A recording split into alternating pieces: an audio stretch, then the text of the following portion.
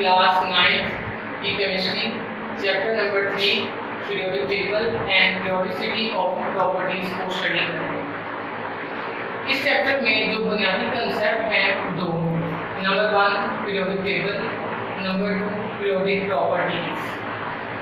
सबसे पहले हम पहले कंसेप्ट को लेकर चलेंगे पीरियोडिक टेबल। अब पीरियोडिक टेबल की अगर बात करें तो इसकी जो फॉर्मेशन है इसमें डिफरेंट साइंटिस्ट ने, डिफरेंट केमिस्ट ने अपना रोल जो है वो प्ले किया और अपने अपने व्यूज को पेश किया। सबसे पहले हम इस चैप्टर के इंट्रोडक्शन की तरफ आते हैं। इन 19th सेंचुरी केमिस्ट, 19वीं सदी के जो कीमियादान थे, devoted efforts for the arrangement of elements. इन्होंने बहुत सी मेहनतें की एलिमेंट्स को पीरियोडिक टेबल में तशकील देने के लिए। अरेंजमेंट ऑफ एलिमेंट्स एक सिस्टमैटिक मैनर, एक अच्छे अंदाज में एलिमेंट्स को तरतीब देने के लिए 19वीं सदी के जो कीमियादान थे उन्होंने बहुत सी अपनी एफर्ट्स को शो किया। Discovery of law, on the basis of this efforts of the 19th century chemist, discovery of law है, एक लॉ है डिस्कवर किया गया जिसके मुताबिक एलिमेंट्स को एक टेबल में तशकील दिया गया। इस डिस्कवरी के बाद जिस टेबल में एलिमेंट्स को तरतीब दिया गया वो टेबल हमारे पास टेबल के आता। इस टेबल में predicted properties of the undiscovered elements, उस टाइम पे जो दरियाफ्त नहीं हुए थे एलिमेंट, ये टेबल उन एलिमेंट्स की प्रॉपर्टीज को भी शो कर रहा था। 19th सेंचुरी के केमिस्ट ने बहुत सी अपनी एफर्ट्स शो की और जो एफर्ट्स उन्होंने की उसके नतीजे में एक लॉ जो है वो डिस्कवर हुआ। इस लॉ के मुताबिक एलिमेंट्स को अरेंज किया गया एक टेबल में। उस टेबल को पीरियोडिक टेबल का नाम दिया गया। पीरियोडिक टेबल जो है उस टाइम में जो बनाया गया वो उस टाइम पे जो अनडिस्कवर्ड एलिमेंट थे उनको भी, उनकी प्रॉपर्टीज को भी शो कर रहा था। पीरियोडिक टेबल में अगर ग्रुप्स की बात करें तो वर्टिकल कॉलम जो है वो ग्रुप्स के आते हैं, जबकि जो पीरियड्स हैं वो हॉरिजॉन्टल रोज हैं। Horizontal rows in a periodic table is called period and vertical columns in a periodic table is called groups.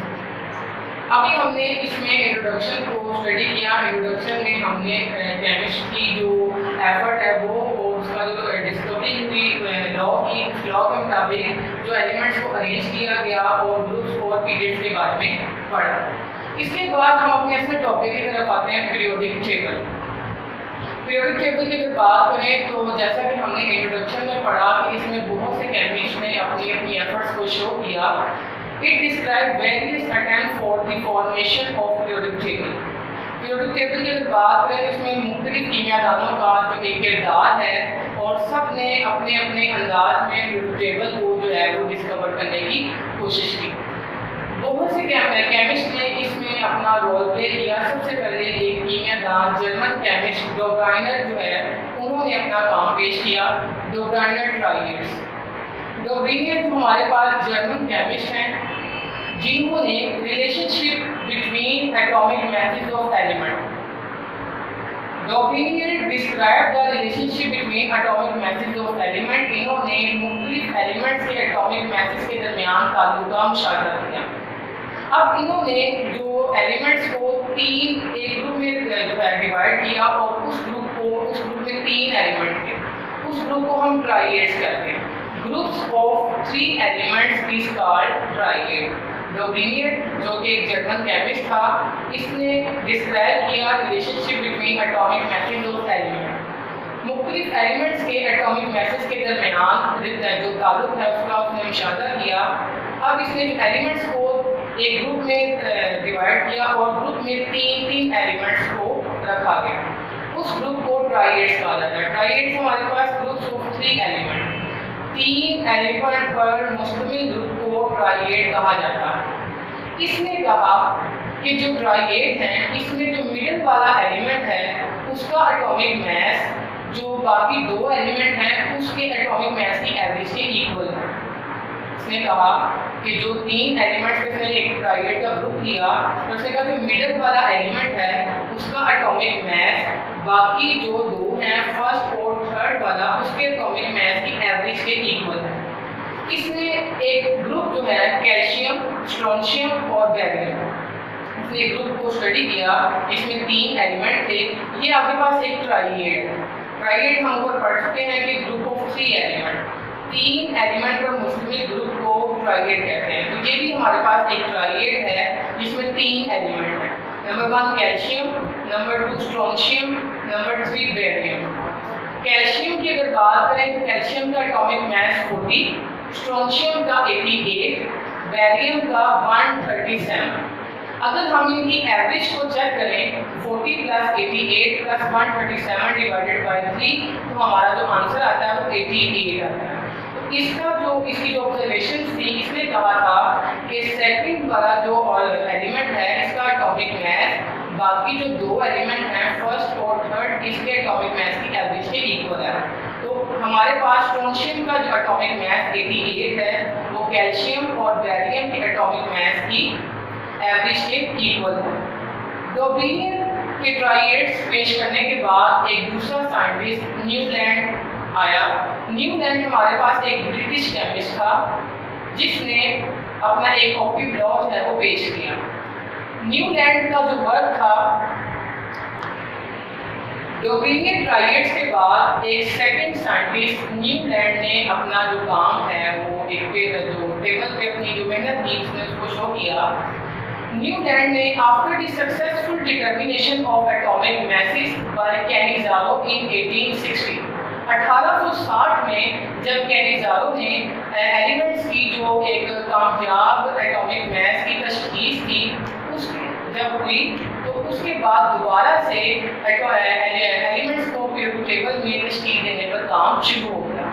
जब कैनिज़ारो ने एलिमेंट्स की सही एटॉमिक मास को मालूम किया उस 1860 में, उसके बाद अगेन से पीरियोडिक टेबल पे जो एलिमेंट्स की अरेंजमेंट का काम था वो अगेन स्टार्ट हुआ और इन 1864 में एक ब्रिटिश केमिस्ट न्यूलैंड 1860 में कैनिज़ारो ने जब अपने एलिमेंट्स के एटॉमिक मासेस की सही तशख़ीस की और जब काम दोबारा शुरू हुआ तो 1864 में एक ब्रिटिश केमिस्ट थे न्यूलैंड, इन्होंने अपना एक लॉ ऑफ ऑक्टेव जो है वो पेश किया। इस लॉ ऑफ ऑक्टेव में 8 एलिमेंट्स का ग्रुप बनाया। डोब्रिनियर ने 3 एलिमेंट्स का ग्रुप बनाया जबकि न्यूलैंड ने 8 एलिमेंट का ग्रुप बनाया और 8 एलिमेंट के ग्रुप को ऑक्टेव कहा जाता है जबकि 3 एलिमेंट के ग्रुप्स को ट्राइएड कहा जाता है। इसने ये कहा कि जो 8 एलिमेंट हैं इसमें रेपिटेशन ऑफ केमिकल प्रॉपर्टीज, कि जो केमिकल प्रॉपर्टीज हैं एलिमेंट्स की वो अगेन रिपीट हो गई हैं। इसने कहा कि जो ऑक्टेव में 8वां एलिमेंट है उसकी केमिकल प्रॉपर्टी जो है वो पहले एलिमेंट के साथ मिलती है। इसने ये एक्सप्लेन किया कि पहले एलिमेंट की जो प्रॉपर्टीज है वो 8वें एलिमेंट पे जाके दोबारा एक दूसरे के साथ मिलती हैं। इसने इस ऑक्टेव को कंपेयर किया विद म्यूजिकल नोट्स। इसने जो म्यूजिक की सुर थे उसके साथ इसने अपने ऑक्टेव लॉ को कंपैरिजन किया, लेकिन इसका जो लॉ था वो भी इतना एक्सेप्टेबल ना हुआ उस टाइम पे, क्योंकि इसमें बहुत से एलिमेंट्स के लिए जगह नहीं थी जो अभी undiscovered element, no space for new element. जो अनडिस्कवर्ड एलिमेंट थे उस टाइम पे उनके लिए इसके ऑक्टेव लॉ में कोई जगह ना बची, जिसकी वजह से इसका जो ऑक्टेव लॉ था वो इतना एक्सेप्टेबल ना हुआ। डोब्राइनर ट्राइएड्स वो भी इतना एक्सेप्टेबल ना हुआ क्योंकि इसमें भी मुख्तलिफ एलिमेंट्स के जो एटॉमिक मासेस थे वो अपने जो उनका रिलेशन था वो शो नहीं हो रहा था। डोब्राइनर और न्यूलैंड दोनों के जो अपने वर्क थे, दोनों के जो लॉज थे वो उस टाइम पे इतने एक्सेप्टेबल ना हुए क्योंकि दोनों ने प्रॉपर जो थी अरेंजमेंट ना कर सके और इसमें मुख्तलिफ जो इफेक्ट्स थे, मुख्तलिफ जो इनमें आ रहे थे नकाइस, जिनकी वजह से इन दोनों को एक्सेप्ट ना किया गया और फर्दर जो है मुख्तलिफ साइंसदानों ने अपना जो है काम पेश किया। पीरियोडिक टेबल में डोबेनियर, ट्राइएट्स और न्यूलैंड टॉपीवेस के बाद थर्ड केमिस्ट मेंडलीफ ने अपना पीरियोडिक टेबल जो है वो डिस्कवर किया। मेंडलीफ हमारे पास एक रशियन केमिस्ट था जिसने उस टाइम में मौजूद 63 एलिमेंट्स को अरेंज किया in increasing order of atomic mass. Atomic mass की बुनियाद पर रशियन केमिस्ट मेंडलीफ ने 63 एलिमेंट जो उस टाइम में दरियाफ्त शुदा थे उनको अरेंज किया एटॉमिक मैस की बुनियाद पर और एक पीरियोडिक लॉ जो है वो तशकील दिया।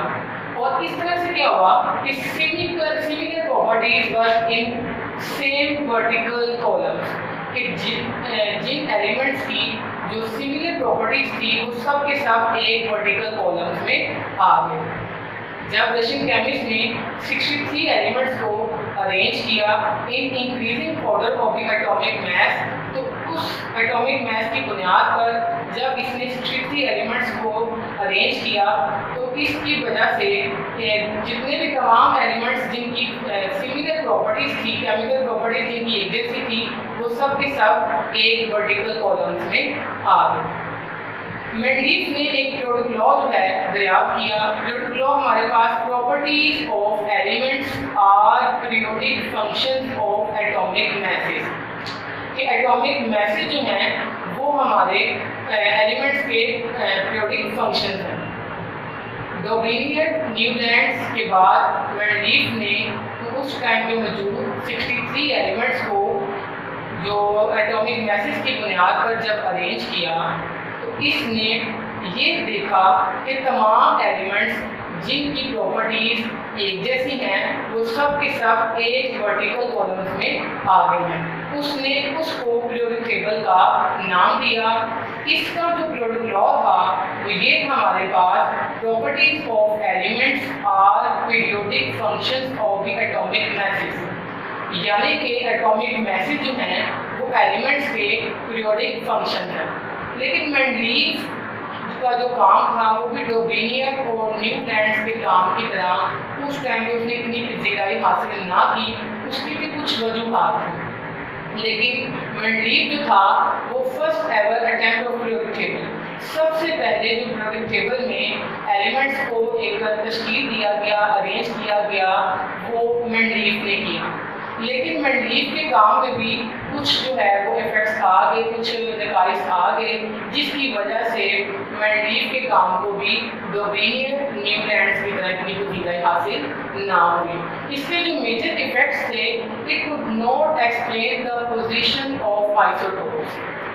इसने अपने जो लॉ में एलिमेंट्स को एटॉमिक मैस की बुनियाद पर तशकील दिया था, जिसकी वजह से आइसोटोप को जो है वो प्रॉपर पोजीशन को ये एक्सप्लेन ना कर सका। इसका जो लॉ था वो आइसोटोप की वजाहत ना कर सका कि आइसोटोप्स को किस तरह से पीरियोडिक टेबल में अरेंज किया जाए। सेकंड, हमारे पास wrong order of atomic masses of elements. कुछ एलिमेंट्स जिनके एटॉमिक मैसेज जो थे वो सही तौर पर मालूम ना हो सके और जिस वजह से इसका जो पीरियोडिक टेबल था वो इतनी उसको पजीराई हासिल ना हो।